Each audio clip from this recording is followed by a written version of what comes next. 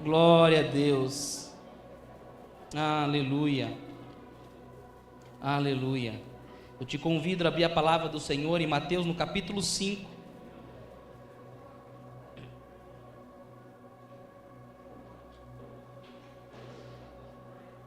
Mateus 5, 13. Nós ler o verso 13 ao 11.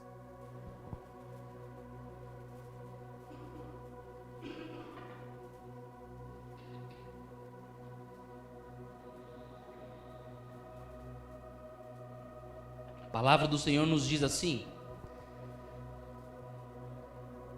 Vós sois o sal da terra, e se o sal for insípido, com que se há de salgar? Para nada mais presta, senão para se lançar fora e ser pisado pelos homens. Vós sois a luz do mundo. Não se pode esconder uma cidade edificada sobre um monte, nem se acende uma candeia e se coloca debaixo do alqueire, mas no velador, e dá luz a todos que estão na casa.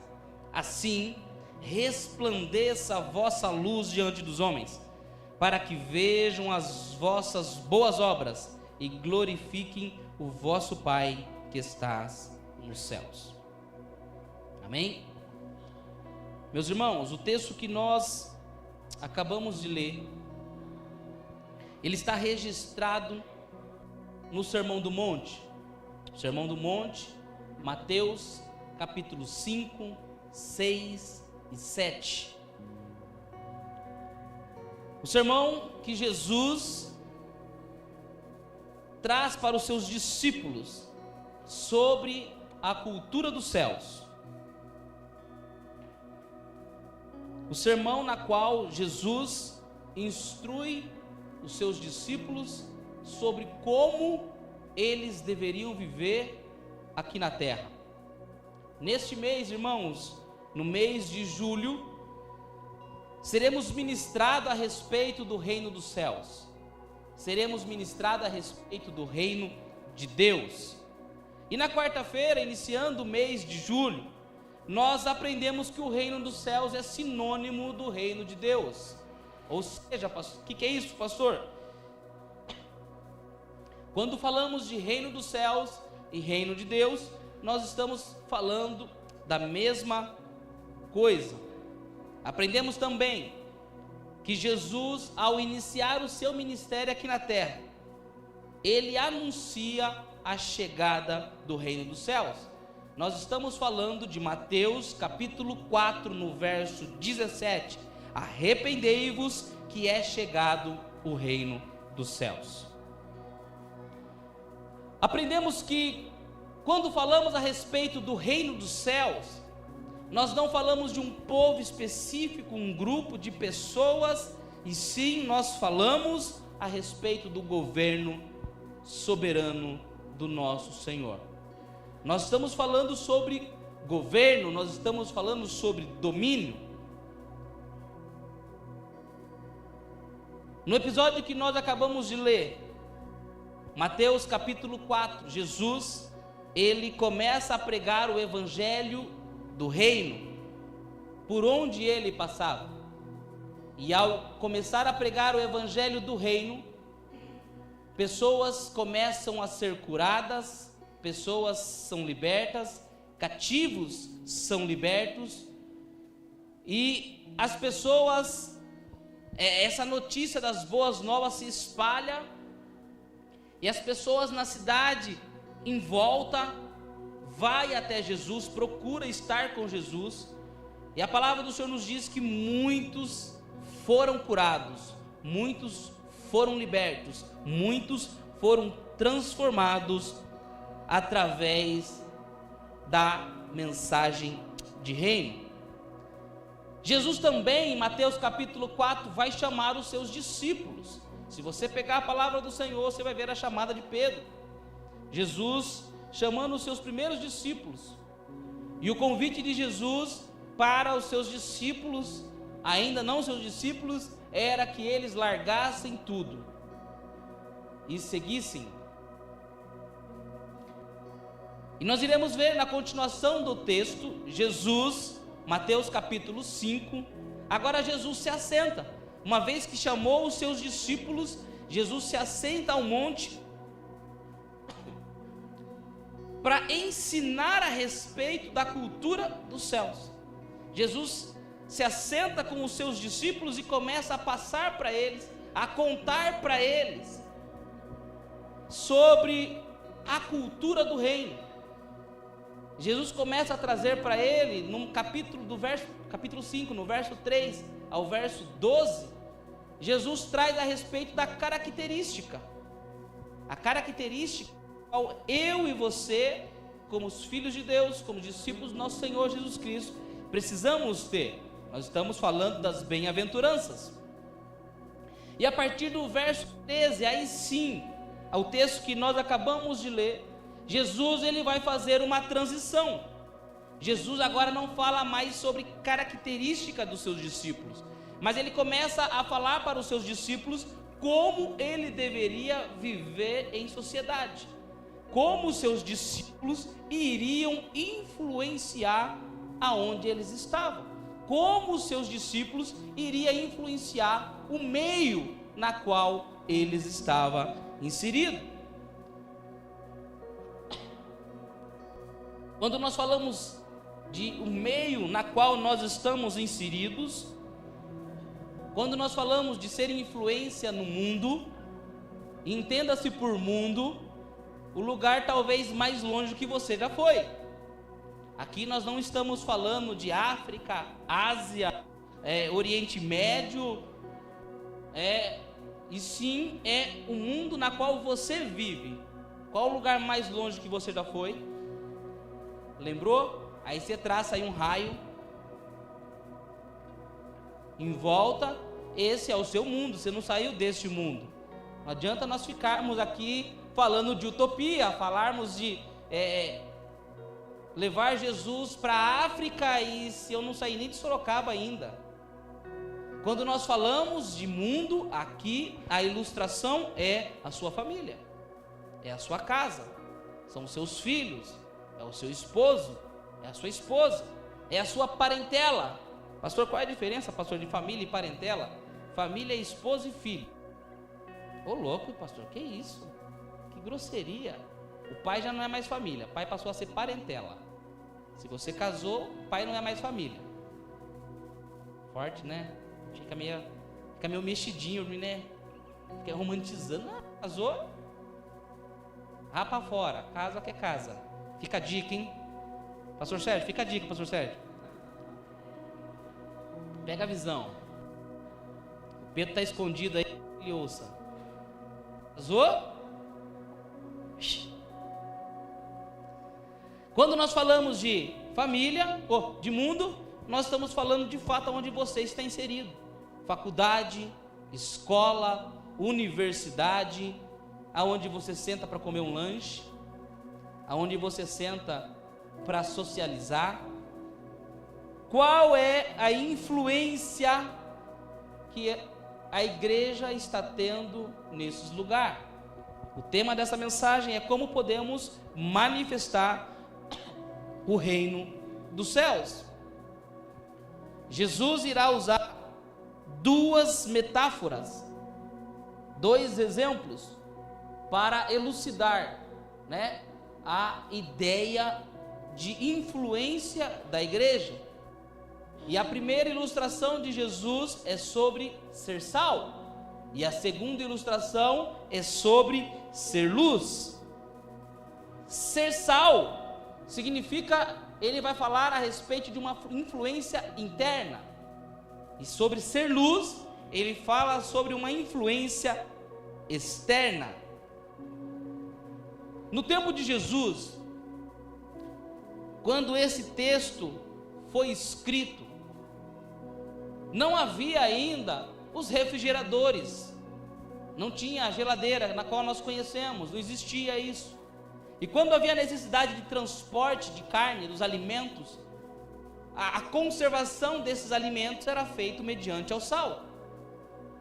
Hoje você vai muitas vezes no mercadão municipal, Essa é uma ilustração que você vê muito lá. A carne lá, literalmente salgada, na bancada, sem refrigeração.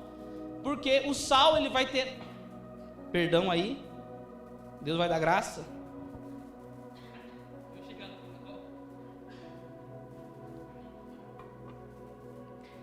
O sal, ele vai ter a propriedade de conservar o alimento da decomposição.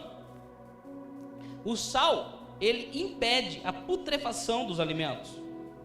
E ele trabalha na preservação deste alimento.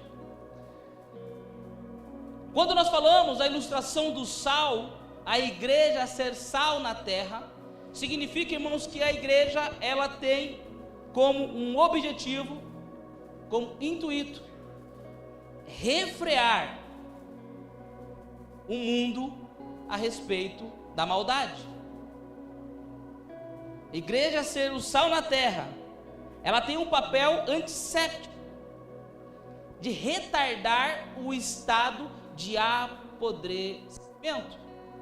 Preste atenção, o mundo jaz no maligno. O mundo, ele está num processo de autodestruição.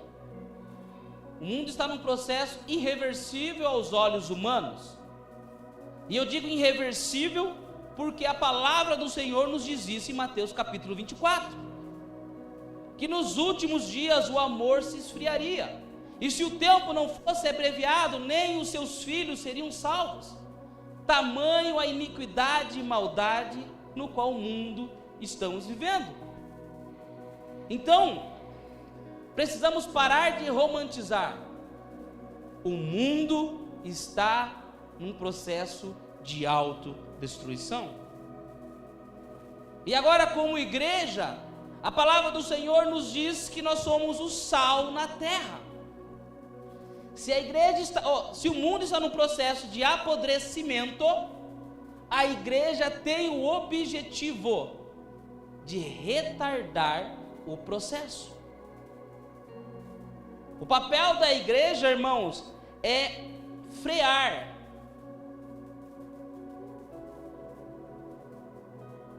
o processo de autodestruição.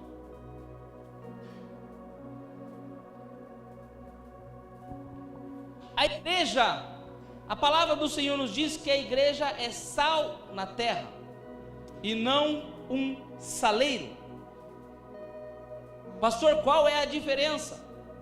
Eu dei essa ilustração pela manhã. Se você pegar um saleiro e colocar em cima de um bife de picanha, José Carlos, e colocar churrasqueira, um bife de picanha, com um saleiro em cima, a carne não irá ficar salgada. O que significa que a igreja não pode se deter entre as quatro paredes. O processo de salgar é necessário esfregar. Quem faz churrasco sabe do que eu estou falando. Você compra lá um sal de parrilha e aí você esfrega o sal na carne. O processo de esfregar o sal na carne. O esfregar o sal é o que nós chamamos de discipulado. Quando nós falamos de esfregar o sal, é retardar o processo de apodrecimento. E isso inclui, irmãos, nós mesmos.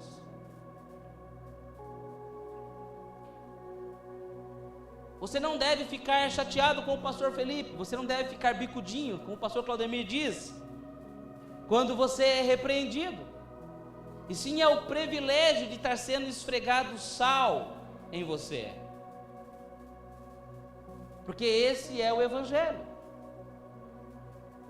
Marido, você precisa salgar a sua esposa.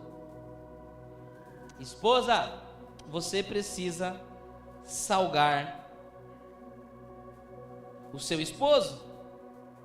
Pai, você precisa salgar os seus filhos. A interpretação errada da igreja por muitos anos é sobre um amor que não há correção.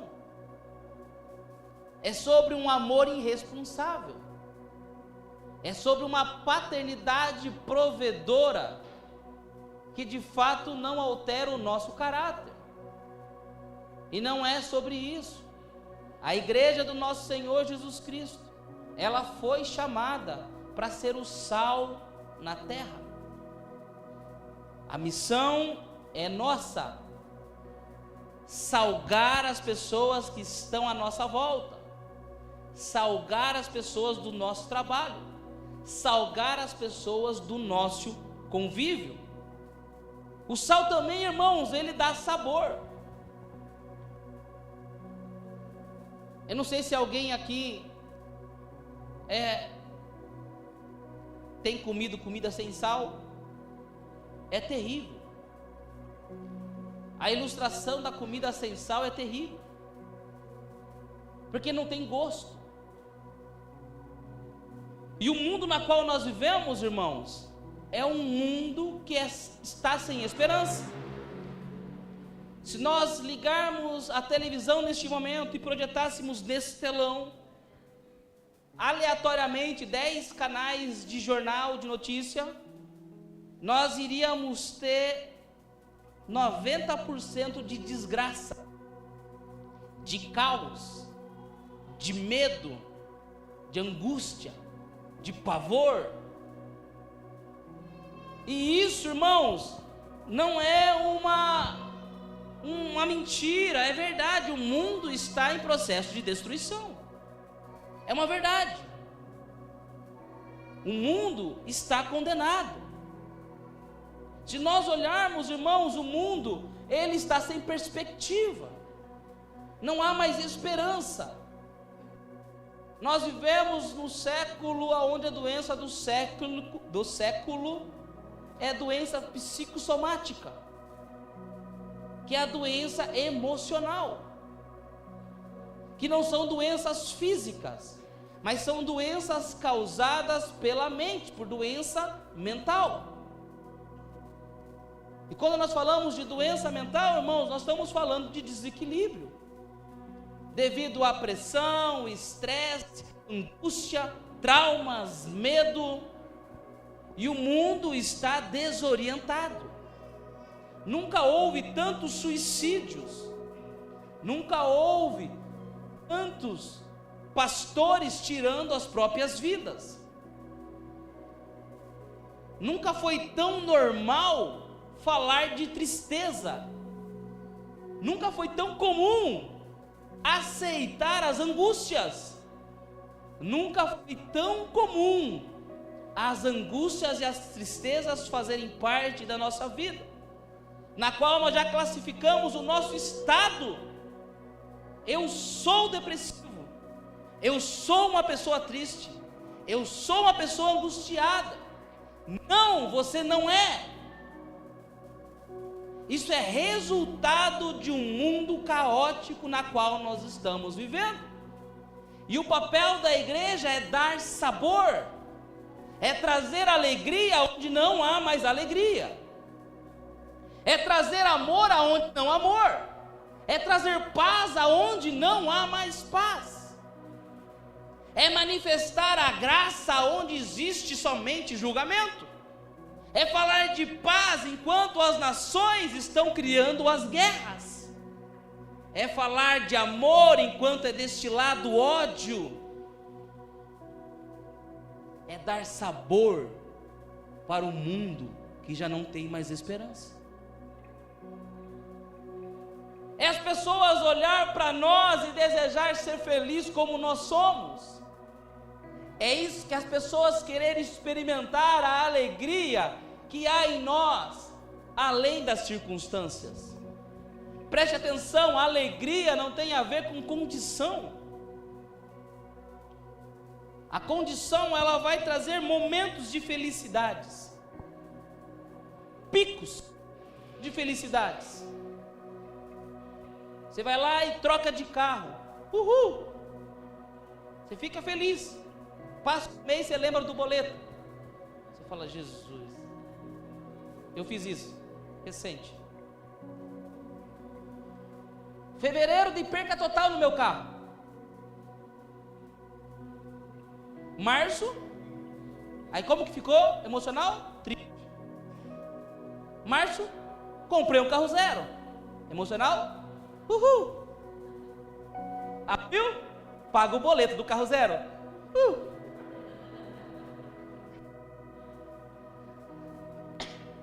Mas quando nós falamos de alegria, não é sobre isso, porque isso é momentâneo e sempre irá acontecer. Basta cada dia o seu próprio mal. Mas a alegria do cristão é da presença de Deus. É sobre uma esperança onde a humanidade caminha para a morte e nós caminhamos para a vida eterna. Aonde a humanidade ela está sem esperança e nós olhamos para a cruz e somos renovados de glória em glória. É uma outra perspectiva. É até mesmo quando nós choramos, quando nós lamentamos do meu sogro internado na UTI há mais de 20 dias. Mas é a certeza de que o Pai está no controle de todas as coisas. E isso é uma alegria que o mundo não conhece. O mundo não entende essa alegria, porque é uma alegria de consumismo, é uma alegria momentânea. E o papel da igreja é dar sabor ao mundo. As pessoas, através da tua casa, através da tua família, as pessoas precisam querer conhecer Jesus. As pessoas, ao se assentar para tomar um café com você na padaria, de forma aleatória, elas verão um brilho nos seus olhos, uma alegria. Nós somos treinados que amanhã será segunda-feira, e muitos de nós levantam e dizem a frase do mundo: vamos à luta. Não, irmãos, nós não vivemos segundo a ótica do mundo do caos, porque o seu trabalho foi Deus que deu, e não é luta, é maná, é provisão do Senhor. Ei, não é crise, é oportunidade. O Senhor está dando uma nova oportunidade.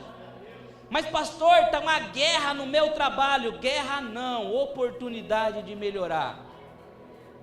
Porque a nossa perspectiva não é humana. A nossa perspectiva não é na ótica deste mundo. Nós não somos movidos pelas emoções desse mundo. Muitas vezes as pessoas olham para nós em circunstâncias e falam: pastor, o senhor está triste. Fulano, o senhor está triste. Não confundamos momentos pontuais, que todos nós estamos sujeitos a isso, com a alegria genuína do Espírito Santo em nós. A certeza e a convicção de que Jesus está vindo buscar a tua igreja. Jesus está vindo ao encontro da noiva, e eu e você estamos à espera da volta de Jesus Cristo. Amém? Então, o mundo precisa olhar para nós e enxergar isso em nós. E você tem essa missão, a igreja tem essa missão: dar sabor. Ao se assentar com você, as pessoas recebem vida ou morte? As pessoas, ao conversar com você, ela quer andar uma milha a mais? Ou ela quer retroceder? As palavras que saem da tua boca promovem alegria ou morte? Paz de espírito ou angústia na alma? Produz vida ou produz morte? Jesus também vai chamar a tua igreja, dizendo que ela é a luz do mundo. A luz, ela serve para ser vista. A luz, ela serve para guiar. A igreja, irmãos, ela aponta o caminho. E o caminho é Jesus Cristo. O papel da igreja é ser luz no mundo, é apontar o caminho até Cristo, nada além de Cristo. É guiar o mundo até Cristo. A palavra do Senhor nos diz em João, no capítulo 8, eu sou a luz do mundo. Jesus falando. Mas agora em Mateus ele fala: vós sois a luz do mundo. Isso é maravilhoso, porque muitas vezes nós temos aquela ideia de terceirização. O Senhor vai fazer, faz Senhor, Senhor alcança, Senhor vai, Senhor vem, Senhor fica, Senhor vai de novo, Senhor faz, Senhor fez. Só terceirizou. Mas Jesus diz: vós sois as luz do mundo. Mas eu te adianto que você não tem luz própria, você não brilha por si mesmo. E a ilustração é a ilustração da lua. A lua ela só brilha porque o sol brilha. Se não haver sol, não há luz na lua. E a ilustração é: você só é a luz do mundo se você estiver sendo iluminado por Jesus Cristo. Você consegue falar de Jesus se Jesus está sendo luz para você. Você só vai conseguir falar e apontar para Jesus Cristo se de fato Jesus Cristo é o caminho para você. Se Jesus tem sido o caminho verdadeiro na qual eu tenho vivido, automaticamente eu aponto para Jesus. E eu quero que o mundo usufrua dos mesmos caminhos que eu tenho usufruído. A luz, ela não condena, a luz guia. A igreja não julga, a igreja guia o pecador até Jesus.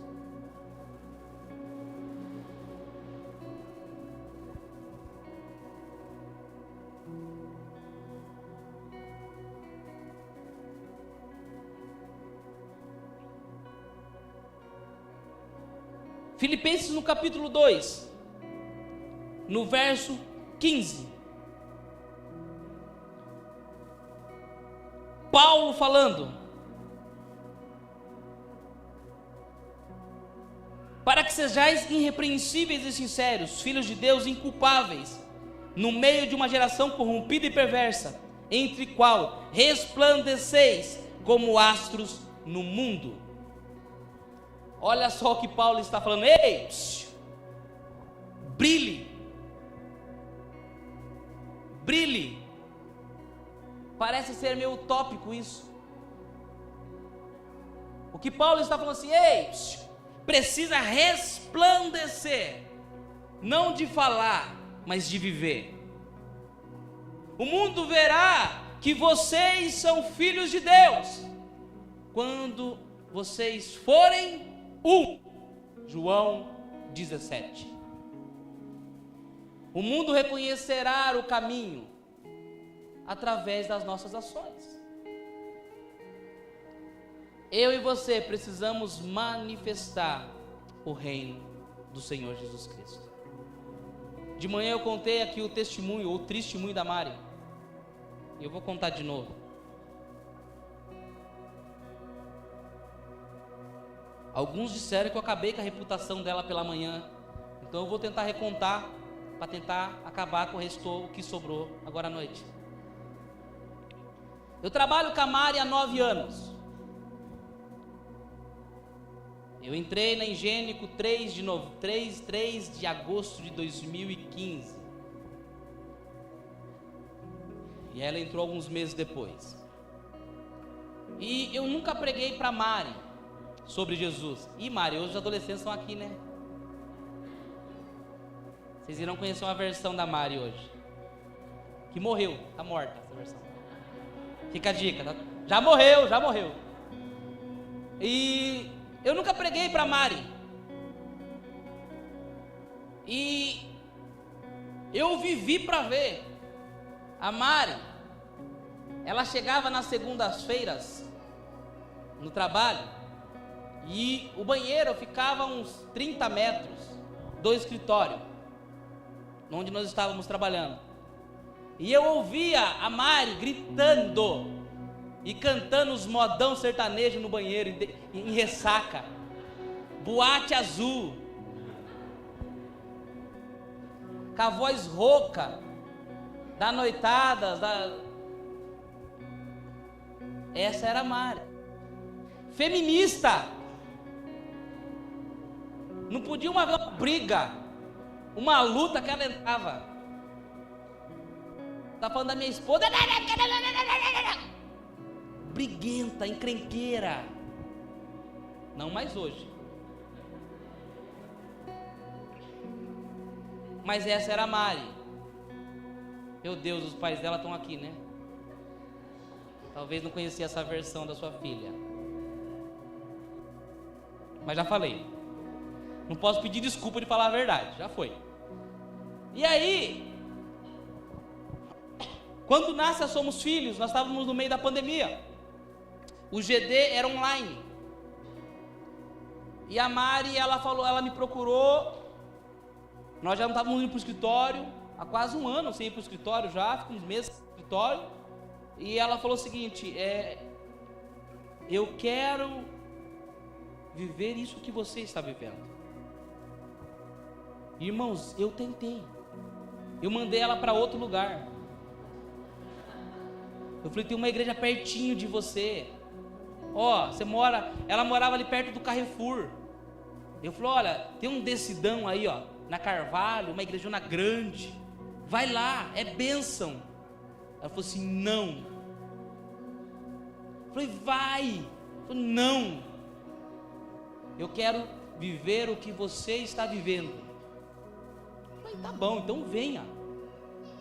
E eu lembro até hoje que no primeiro GD que ela participou, ela entrou primeiro do que ia fazer. Aquele que ia intermediar ali a sala, ela entrou antes e recepcionou aquele que ia entrar. Boa noite, tudo bem?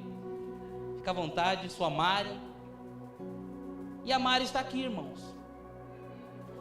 Não para minha honra, não para minha glória, mas o que a palavra do Senhor nos diz é ser luz, não é só com palavras, é com atitude, apontando para Cristo. As suas atitudes inspiram outras pessoas a querer viver isso. A irmã acabou de me contar aqui no pé da escada, que ela veio para a igreja, contou todo o embrulho da situação, e ela chegou, falou, peguei um Uber, cheguei de Uber, e na hora que cheguei na porta da igreja, a pessoa falou assim, você está vindo, nós somos filhos, a igreja do pastor Felipe. Ela é a igreja do pastor Felipe.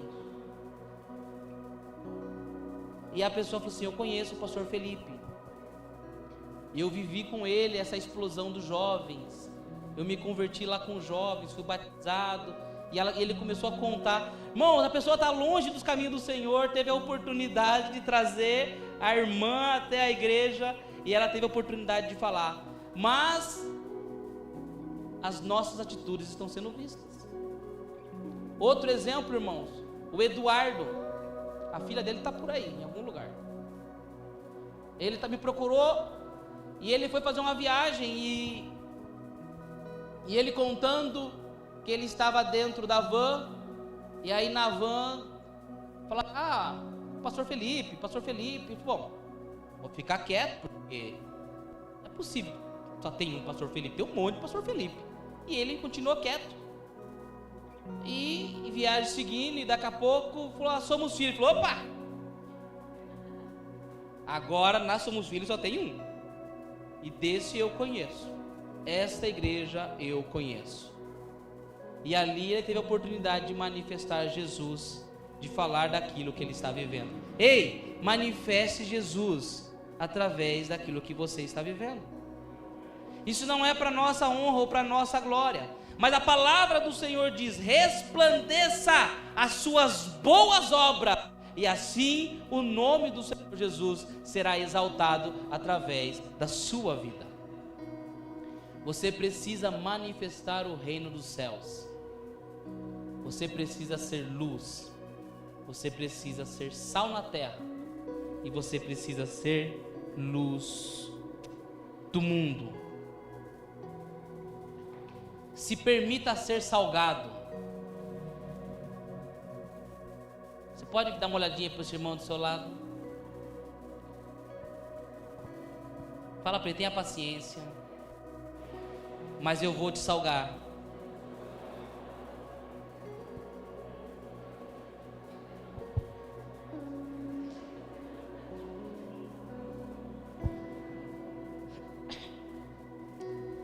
Por amor a vós, por amor a este rebanho, eu subo aqui e prego, mesmo que a mensagem for dura, que ultimamente é só assim, né?